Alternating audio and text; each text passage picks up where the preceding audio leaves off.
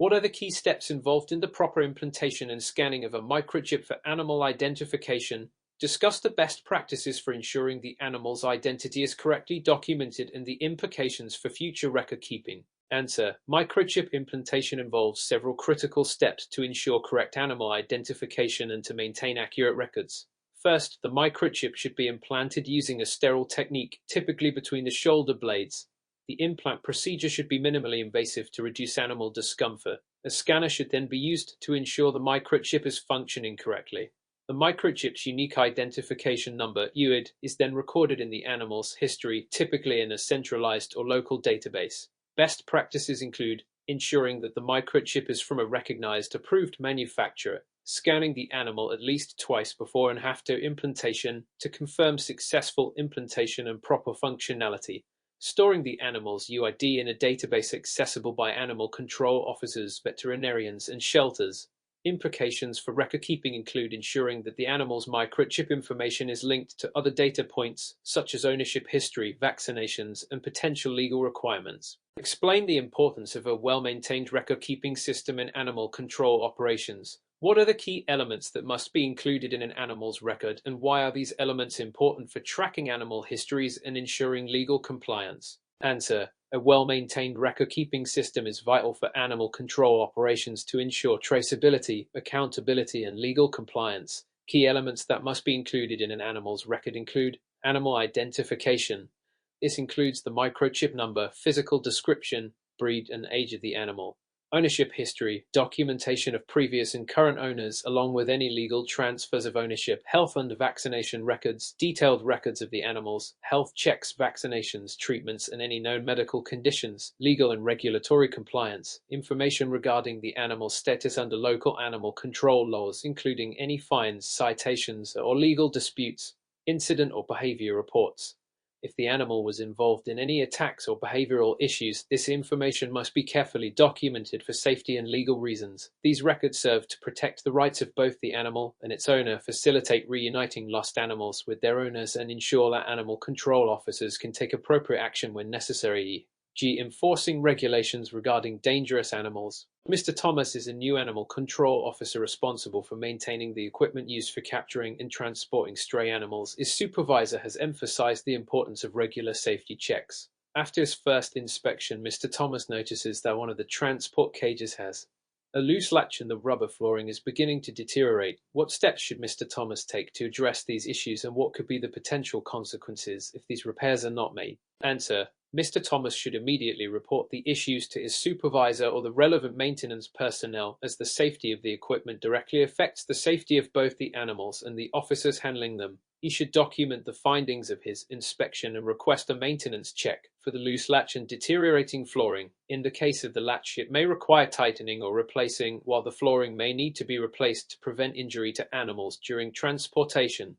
The potential consequences of not addressing these issues could include risk to animal safety. The loose latch could cause the animal to escape, potentially leading to injury or the animal being lost. Risk to officer safety. A malfunctioning transport cage could cause harm to the officer when handling the animal, particularly in high-stress situations. Legal and compliance issues. Failing to maintain equipment to required safety standards could lead to regulatory fines, potential lawsuits, or an investigation by animal control authorities. Damage to the equipment. Failure to repair the equipment could lead to more costly damage in the future. What are the key considerations when inspecting and maintaining animal control equipment to ensure both animal and handler safety? Provide a detailed overview of the safety checks that should be conducted on capture and transport tools. Answer: when inspecting and maintaining animal control equipment, the primary considerations should focus on ensuring both the animals and handlers' safety. Key safety checks for capture and transport tools include structural integrity. Inspect cages, crates, and transport vehicles for any signs of wear or damage, such as cracks or rust that could weaken the structure and pose a risk to animals or handlers. Functionality of locks and latches. Check that all locks and latches are working properly and that they securely close. A malfunctioning lock could cause an animal to escape, leading to safety risks for the animal. and those around it. Comfort and safety features ensure that any transport devices, such as cages, have smooth edges, no sharp points, and proper ventilation to ensure the animal's comfort during transport. Wheels and mobility. For larger transport devices, check that wheels and axles are functional and properly secured. A malfunction could lead to an injury during transport or an inability to maneuver the equipment. Cleaning and disinfecting. Regularly clean and disinfect the transport equipment to prevent the spread of disease and ensure it remains in a sanitary condition for the next use. These checks are critical for compliance with animal welfare regulations as well as safety standards outlined in local animal control laws. Not maintaining equipment to a high standard could result in injury or death to animals or handlers, as well as potential legal ramifications for failing to comply with proper equipment standards. Why is it essential for animal control officers to have a thorough understanding of microchipping protocols, and how does this knowledge impact the effectiveness of their work in locating lost or stolen animals? Answer: a thorough understanding of microchipping protocols is essential for animal control officers because it directly impacts their ability to locate and return lost or stolen animals. Key reasons include identification accuracy. Microchips provide a unique, permanent form of identification that cannot be altered, unlike tags or collars that may be lost or tampered with.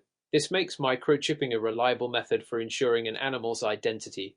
Effective lost animal recovery. When an animal is found by an officer, they can scan the microchip to quickly obtain the owner's information, facilitating the return of the animal. This process reduces the time an animal spends in shelters and improves recovery rates for lost pets. Legal compliance. Many regions have laws requiring that pets be microchipped, and understanding these regulations helps officers enforce them and educate pet owners about their responsibilities. Traceability for animal transfers. Microchips also help track the ownership history of an animal, which is especially important in cases of suspected theft or illegal trafficking of animals. What is the process for maintaining records of animals impounded by animal control, and what information must be included in these records to ensure compliance with animal welfare laws? Answer: maintaining accurate and complete records of animals impounded by animal control is essential for compliance with animal welfare laws and ensuring that animals are properly cared for. The process typically involves initial documentation. When an animal is impounded, an officer should record the date, time, and location of the impoundment, along with any relevant details such as the condition of the animal, any identifying features, and whether it was microchipped. Animal's health and welfare. Record any medical attention the animal receives, including vaccinations, treatments for injuries, or other health concerns. This information is crucial for ensuring that the animal's welfare is maintained during impoundment. Owner identification. If the animal is microchipped or tagged, the officer should verify the owner's information and attempt to contact them. If the animal is not identified, a record should be kept of any efforts to locate the owner. Legal compliance. The record should include any legal documentation required by local or state laws, such as citations for violations, notices to owners, or time limits for animal pickup. Explain the role of animal control officers in maintaining public safety when responding to incidents involving dangerous animals. What steps should an officer take when approaching a potentially aggressive animal, and what legal considerations must be kept in mind? Answer: when responding to incidents involving dangerous animals, animal control officers play a crucial role in maintaining public safety. The steps they should take include assessment of the situation. Officers must first assess the situation from a safe distance to evaluate the threat posed by the animal. They should identify whether the animal is displaying signs of aggression, e.g., growling, baring teeth, lunging. The safety of officers and public. Officers must prioritize their safety and the safety of the public. If the animal is deemed dangerous, officers should use appropriate tools, e.g., tranquilizer darts, capture nets, to subdue the animal without putting themselves or others at risk. Legal considerations. Officers must ensure their actions comply with local laws regarding the use of force on animals. In some jurisdictions, there are strict regulations governing how and when force can be used to handle dangerous animals. Officers must also ensure that any injuries inflicted on the animal during capture are properly documented. Containment and transport. Once captured, the animal should be transported securely to prevent further injury. Officers should ensure that they follow legal protocols regarding the detention and care of dangerous animals, including informing animal welfare agencies and law enforcement if needed. What are the common maintenance procedures for animal control vehicles used for transportation? Why is it crucial to regularly check these vehicles, and how do these checks align with safety regulations for both animals and officers? Answer: common maintenance procedures for animal control vehicles include Routine inspections, regular checks of tire pressure, oil levels, brake functionality, and engine performance are essential to ensure the vehicle runs smoothly and safely. Cleanliness, animal control. Vehicles should be cleaned regularly to prevent the buildup of waste and other contaminants that could affect the health of animals being transported.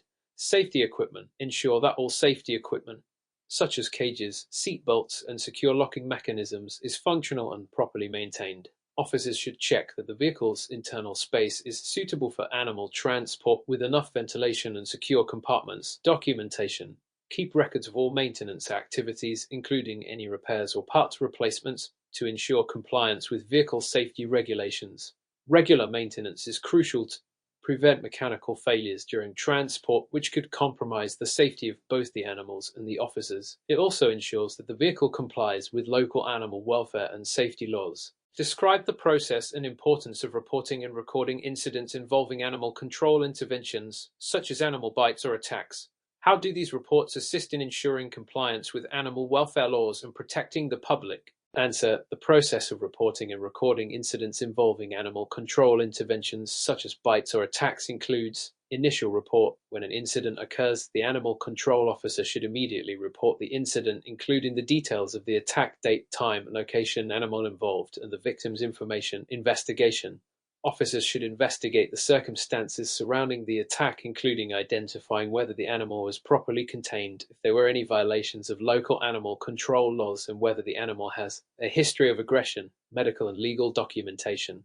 Officers should document any injuries sustained and whether the animal was quarantined for rabies testing or further observation. Legal documentation, such as citations for the animal owner, may also be necessary. Follow-up. Officers should ensure that the case is followed up, whether the animal is euthanized, returned to its owner, or placed in a controlled environment. What is the significance of animal behavior training for animal control officers? How does understanding animal behavior contribute to more effective and humane interventions in the field? Answer. Animal behavior training is critical for animal control officers because it helps them assess situations more effectively and intervene in a manner that is both safe and humane. Understanding animal behavior contributes to more effective interventions by reducing risk. Officers who can read an animal's body language and behavior patterns are better equipped to assess whether an animal is dangerous, frightened, or stressed, allowing them to adjust their approach accordingly. Enhancing animal welfare. By understanding stress signals and behavior patterns, officers can minimize the trauma experienced by animals during capture and transport, improving public safety. Officers who understand how animals may react to various stimuli are better able to predict and control situations that could lead to aggressive behavior or attacks. Legal compliance. Many animal welfare laws require humane treatment of animals, and understanding animal behavior helps officers avoid unnecessary harm or distress, ensuring compliance with these regulations. Training in animal behavior is crucial for the safety of both the officer and the animal, ensuring that interventions are conducted in a manner that promotes welfare and legal compliance. What is the significance of organizing evidence and witness statements in animal control court cases? Answer. Organizing evidence and witness statements is crucial for ensuring the integrity and persuasiveness of a case. Proper preparation demonstrates professionalism, aids in the establishment of facts, and increases the likelihood of a favorable outcome. Key components include chain of custody, ensures that evidence is handled and documented to prevent tampering or contamination. Relevance and admissibility. Evidence must be directly related to the case and legally permissible under jurisdictional rules, such as the Evidence Act 1995. CTH in Australia. Witness reliability. Detailed and consistent witness statements enhance credibility. Cross-referencing statements with evidence helps identify inconsistencies before trial. Failing to prepare evidence or witnesses thoroughly can lead to case dismissal or adverse rulings due to insufficient proof or unreliable testimony. What are the key nutritional differences between the dietary requirements of domestic dogs, cats, and exotic animals? Answer. Domestic dogs, cats, and exotic animals have vastly different nutritional needs. Dogs are omnivores who require a balanced diet consisting of proteins, fats, carbohydrates, vitamins, and minerals. They benefit from a high-protein diet with moderate fats and carbohydrates. Cats, on the other hand, are obligate carnivores, meaning their diet must be high in animal-based proteins and fats, with very few carbohydrates. Exotic animals have specific nutritional needs depending on their species, and their diet may consist of plants, insects, or other animals. For example, reptiles often require high levels of calcium and vitamin D for bone health, while birds may need higher levels of fat and protein compared to mammals. Understanding these dietary needs is crucial in providing appropriate care and ensuring the well-being of these animals. Guidelines. The National Animal Welfare Guidelines emphasize the importance of species-specific nutrition to prevent malnutrition and support overall health. Mr. Walker is a dog owner who has recently noticed his pet, Max, becoming lethargic and losing weight despite regular feeding. After consulting a veterinarian, it was diagnosed that Max has a deficiency in essential vitamins. How should Mr. Walker approach this issue to ensure Max's dietary needs are met moving forward? Answer: Mr. Walker should address the vitamin deficiency by adjusting Max's diet to include foods or supplements that contain the necessary vitamins. The veterinarian might recommend a specific balanced dog food designed to meet Max's nutritional requirements, ensuring it includes essential vitamins such as vitamin A, D, and E. Additionally, Max may benefit from vitamin supplements or natural food sources like liver or certain vegetables to correct the deficiency. Mr. Walker should monitor Max's progress and consult with the vet if symptoms do not improve. Overfeeding or incorrect supplementation can cause additional health issues, so it's important to follow veterinary advice. Guidelines. The Australian Animal Welfare Standards and Guidelines for Companion Animals recommend that animals receive a diet tailored to their age, weight, activity level, and health status. What are the potential dangers of overfeeding domestic animals, particularly cats and dogs, and how can it lead to health complications? Answer: Overfeeding domestic animals, especially cats and dogs, can lead to obesity, which in turn increases the risk of numerous health problems such as heart disease, diabetes, joint issues, and decreased life expectancy. Both cats and dogs are prone to becoming overweight if they are fed too much food or the wrong type of food, which can result in an imbalance of calories and nutrients. Obesity in dogs and cats can also contribute to metabolic disorders such as insulin resistance, which is a precursor to diabetes. Additionally, excessive weight can strain the animal's bones and joints, leading to arthritis and mobility issues. Overfeeding is often linked to a lack of exercise, which is also a critical aspect of maintaining a healthy weight. Guidelines. The Australian Animal Welfare Standards and Guidelines stress the importance of providing proper portions based on the animal's breed, age, and activity level to avoid overfeeding and its associated risks. What are some key methods for diagnosing and treating malnutrition in exotic animals, and how do these treatments differ from those for common pets like dogs and cats? Answer: Diagnosing malnutrition in exotic animals involves a thorough veterinary examination, including assessment of body condition, behavior, and feeding habits. Common signs of malnutrition in exotic animals can include lethargy, poor coat or feather condition, weight loss, and abnormal growth patterns. Treatment often requires a species-specific approach. For example, reptiles may need a high-calcium diet supplemented with UVB light to support metabolic processes, while birds might require additional protein or fat. Unlike dogs and cats, exotic animals may require more complex diets tailored to their natural feeding habits, such as live insects for reptiles or specialized fruits and vegetables for certain birds. Nutrient imbalances, such as insufficient calcium for reptiles or vitamin for birds, need to be addressed immediately. Guidelines. The Australian Animal Welfare Standards emphasize that each animal's specific dietary needs must be met to prevent and treat malnutrition. The Exotic Animal Care Guidelines provide comprehensive advice on feeding and supplementation tailored to various exotic species. Mrs. Smith has a cat, Whiskers, who refuses to eat her regular food and seems to be losing weight. After a vet visit, it was found that Whiskers has dental issues causing pain when eating. What steps should Mrs. Smith take to ensure Whiskers receives adequate nutrition during this period? Answer: Mrs. Smith should follow the vet's recommendation for managing Whiskers' dental issues. In the short term, she may need to feed Whiskers softer food or specially formulated dental care diets that are easier to chew. Wet food or food formulated for cats with dental issues can help. Mrs. Smith may also be advised to use oral care solutions to address any infections or build-up. In addition, Mrs. Smith should ensure Whiskers gets the right balance of nutrients, even if it's in a modified form. After Whiskers' dental issues are resolved, Mrs. Smith should monitor her cat's eating habits and ensure that the dental problem does not recur. Guidelines.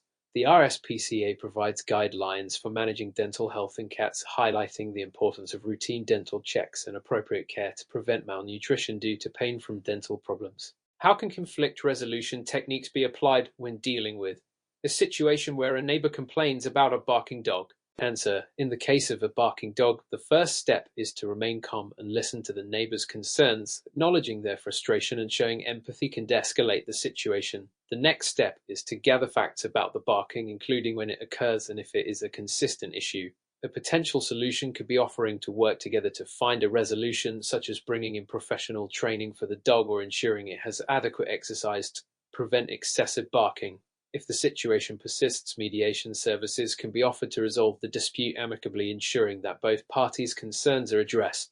Guidelines: the Australian Domestic Animals Act encourages animal owners to manage their pets responsibly and address complaints proactively, while also promoting non-confrontational methods like mediation to resolve disputes. Mr. Roberts is experiencing ongoing issues with his neighbour, Mrs. Green, whose pet parrots are disturbing his peace by making loud noises at all hours of the day. How should Mr. Roberts approach this issue, and what steps should he take before escalating the situation legally? Answer: Mr. Roberts should first try to resolve the issue directly with Mrs. Green. He could approach her politely and explain how the noise from her parrots is affecting his quality of life. Offering potential solutions, such as moving the birds indoors during certain hours or using noise-reducing measures like soundproofing, could help. If the issue is not resolved through direct conversation, Mr. Roberts may seek mediation to address the situation before pursuing legal action. Mediation allows both parties to present their concerns and reach an amicable agreement. Guidelines: the Australian animal welfare standards encourage owners to be considerate of their neighbours when keeping noisy animals. The Domestic Animals Act outlines processes for resolving neighbour disputes related to animal noise before legal action is taken. Explain the importance of keeping detailed records when managing conflict in animal control situations. Answer: maintaining detailed records is critical for ensuring accountability and clarity in conflict resolution. In animal control, accurate documentation can serve as evidence of interactions with pet owners, complaints, resolutions attempted, and outcomes. This can help in future disputes and legal proceedings. Record keeping is also important for tracking repeated complaints, which may indicate that an issue is systemic and requires further intervention. Clear documentation helps maintain transparency in the mediation process and can be used in court if necessary. Guidelines: the Australian Animal Welfare Standards and Guidelines recommend that all animal-related conflicts be documented thoroughly with attention to dates, parties involved, and actions taken, ensuring that the process remains transparent and effective. What are the ethical considerations for animal control officers when dealing with animals suspected of being mistreated by their owners? Answer: animal control officers must balance ethical obligations to protect the welfare of the animal while also considering the rights of the animal's owner. If abuse is suspected, officers must follow legal protocols, such as notifying appropriate authorities and gathering sufficient evidence before taking action. Ethical considerations include respecting privacy, ensuring fairness, and making decisions based on the animal's welfare. Officers must avoid overstepping their legal authority, and they should work within the boundaries set by animal welfare legislation. They should also ensure that they are acting in the best interest of the animal, which may include arranging for medical treatment or reharming the animal if necessary. Guidelines: the Code of Conduct for Animal Control Officers outlines the ethical responsibilities of officers, emphasizing the importance of acting in accordance with animal welfare laws and ensuring that decisions prioritize the animal's well-being. Describe the key differences between mediation and conflict resolution in animal control cases and when one approach may be more appropriate than the other. Answer: mediation is a structured process where a neutral third party helps the conflicting parties reach a mutually agreeable solution. It is typically used in situations where both parties are open to compromise. Mediation focuses on communication, collaboration, and finding common ground. It is often used in disputes between neighbors over noise, nuisance, or other animal-related issues. Conflict resolution, on the other hand, involves a broader set of techniques, including negotiation, active listening, and direct intervention. It may be necessary when parties are unwilling to cooperate or when legal action may be required. In animal control cases, conflict resolution is often used when mediation fails or when the situation escalates beyond a simple disagreement. Guidelines: the Australian Animal Welfare Standards and Guidelines recommend the use of mediation for resolving animal-related conflicts, but allow for conflict resolution techniques when mediation is not successful. Describe the term strict liability as it applies to animal control offences. Provide an example. Answer: strict liability offences require no proof of intent, mens rea, to establish guilt. In animal control, such laws prioritize public safety and animal welfare. For instance, under strict liability, a dog owner can be fined for their dog's attack on a person even if the owner was unaware the dog was loose. Relevant legislation: Domestic Animals Act 1994 Vic. Section 29 imposes liability for failing to control dangerous animals, emphasizing preventive responsibility. The rationale is to encourage owners to act responsibly without needing to prove negligence or intent. Maria, an animal control officer, is called to testify in court regarding a dog attack incident. During her investigation, she relied on witness accounts, surveillance footage, and bite radius analysis. However, Maria realizes the bite radius data was not properly logged in her report. The defense lawyer questions the validity of the evidence. How should Maria address the situation, and what procedural guidelines should she follow to maintain her credibility and the admissibility of other evidence? Answer: Maria should acknowledge the oversight honestly while explaining its impact. Transparency maintains her credibility. Support other evidence, e.g., surveillance footage and witness statements that corroborates the attack details, showing that the case does not hinge on the missing data. Follow procedural guidelines outlined in the model litigant principles and adhere to ethical obligations such as not fabricating or altering evidence. Request court discretion to exclude the bite radius analysis if its omission undermines accuracy, ensuring fairness. Such actions demonstrate professionalism and protect the case's integrity. Explain how drones and GPS tracking enhance animal control efforts. Answer: Drones and GPS tracking significantly improve the efficiency and effectiveness of animal control operations. Drones provide high-resolution aerial views, allowing officers to locate and monitor animals in areas that are difficult to access, especially in large-scale operations or natural disasters. They also reduce the need for direct human intervention in risky environments. GPS tracking, on the other hand, provides real-time data on animal movements, especially for tracking wild or stray animals. By equipping animals with GPS collars, officers can track their movements over time, ensuring safety during rescues or preventing escapes. GPS is also valuable in monitoring endangered species without disturbing their natural habitats. Legally, these technologies must comply with privacy regulations, such as the Privacy Act 1988 (CTH), to ensure that tracking data is only used for legitimate purposes, protecting both public and animal interests. Proper training and ethical considerations are necessary to prevent misuse and ensure that these technologies are deployed effectively. What are the main challenges of managing rabid or dangerous animals in high-risk situations? Answer: Managing rabid or dangerous animals presents several critical challenges, including safety risks to officers and the public, ethical concerns, and legal obligations. Officers must prioritize personal safety by using appropriate protective equipment, such as gloves and shields, and carefully assessing the situation before engaging. Public safety is another concern, as aggressive or rabid animals pose a risk to communities. Rapid containment or euthanasia may be necessary, but officers must ensure compliance with the Prevention of Cruelty to Animals Act 1979 NW, which mandates humane handling of animals. Handling dangerous animals also requires appropriate tools and training, as officers must balance effective control with minimizing harm. Officers must be well prepared with tranquilizers or capture poles and work in teams when possible to handle high-risk scenarios safely. Resource limitations can hinder response efforts, as not all areas may have access to tranquilizers or trained personnel, making it essential to ensure that policies and training are up to date. Effective response also involves collaboration with veterinarians to ensure humane treatment and care for the animal post-capture. Officer Liam is tasked with capturing a feral dog reported to have bitten a child. The dog is seen hiding in a densely wooded area near a residential community. Using traditional capture poles risks further agitating the dog and potential harm to bystanders. What advanced techniques or tools should Liam employ, and how should he balance safety and animal welfare considerations? Answer: Liam should utilize several advanced tools and techniques. Drones for surveillance. Deploy drones to locate the dog and assess its behavior from a safe distance without spooking it. Tranquilizer gun. Use a tranquilizer gun to sedate the dog from a distance, ensuring accurate dosing based on the animal's size and species. This ensures both human and animal safety, complying with the Veterinary Surgeons Act 1936 for humane treatment. Create a safe perimeter. Establish a perimeter around the area to ensure that the dog does not flee into a populated area and cause more harm. Veterinarian support. Have a veterinarian on standby to assist with post-capture treatment, ensuring the animal's welfare and compliance with animal welfare laws. By combining these methods, Liam ensures both effective capture and adherence to safety and ethical standards. How can animal control officers respond to community-wide crises involving animals, e.g., natural disasters? Answer: in community-wide crises such as natural disasters, animal control officers must act swiftly and efficiently to protect animals and the public. Key actions include coordinating with emergency services. Animal control should collaborate with fire, police, and rescue teams to plan and execute evacuation efforts for animals. Setting up temporary shelters. After animals are rescued, temporary shelters must be established in accordance with Animal Care Standards Acts to ensure safe housing for displaced animals. Ensuring disease control.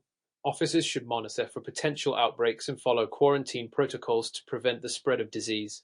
Public education. Informing the public on how to safely assist animals during the crisis is crucial for minimizing chaos and ensuring safety. Animal control officers need advanced training in disaster response, such as handling large-scale rescues and dealing with stressed or injured animals. Discuss the ethical considerations when using tranquilizers on aggressive animals. And so, ethical considerations when using tranquilizers include ensuring the humane treatment of the animal while effectively managing the situation. Officers must use the minimum dose, administer the lowest effective tranquilizer dosage to minimize harm.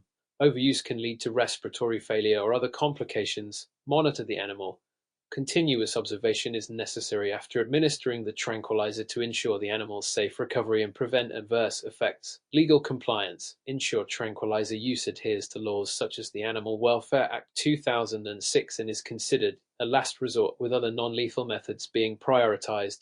By adhering to these principles, officers can ensure that animal control actions are both effective and ethically responsible. In what situations are GPS collars legally restricted in animal control operations? Answer: GPS collars are legally restricted in scenarios where their use violates privacy laws or property rights. Specific instances include privacy concerns. Tracking animals in private spaces without the owner's consent may violate the Privacy Act 1988 ETH. Non-consensual tracking. GPS collars cannot be used on privately owned animals without the owner's permission, as this infringes on property rights. Excessive use in dangerous areas. Using GPS collars in hazardous environments, e.g. near roads, could endanger the animal, violating ethical standards outlined in the Prevention of Cruelty to Animals Act. To avoid legal issues, it is essential that animal control officers obtain the necessary permissions before using GPS tracking technologies. Samantha, an animal control officer, is investigating reports of a potentially dangerous animal. During her search, she encounters a group of bystanders who are obstructing her work. How should Samantha handle this situation, ensuring both legal compliance and community engagement? Answer: Samantha should approach the situation by remaining calm and professional. She should explain her role and the importance of her work to the bystanders, ensuring they understand the necessity of her actions. Requesting compliance. If the obstruction persists, she should politely request that they move aside to allow the operation to proceed safely. Legal enforcement. If necessary, Samantha may need to refer to relevant legislation such as the Public Safety Act 2011 to enforce compliance without escalating the situation. By maintaining professionalism, she can ensure that public safety is prioritized while upholding her legal obligations.